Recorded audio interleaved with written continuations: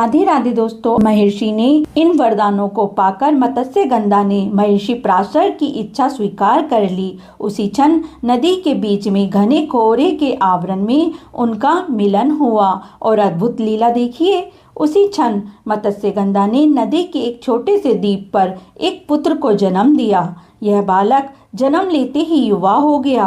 वह ज्ञान और तपस्या से युक्त था। उसका रंग सांवला था, इसलिए उसे कृष्ण नाम दिया गया और द्वीप पर जन्म लेने के कारण वह देवपायन कहलाया।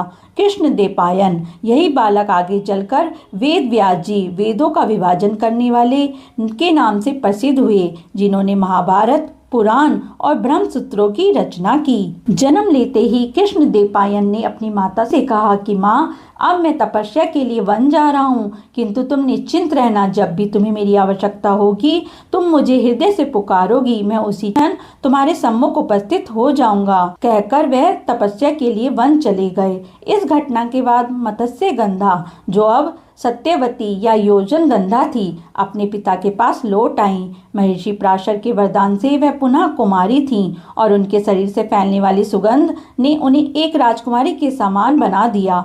बाद में उनकी भेंट हस्तिनापुर के महाराज शांतनु से हुई और उन्होंने ही राजा की दूसरी पत्नी तथा कुरु वंश की जननी के रूप में महाभारत की महान गाथा का सूत्रपात किया।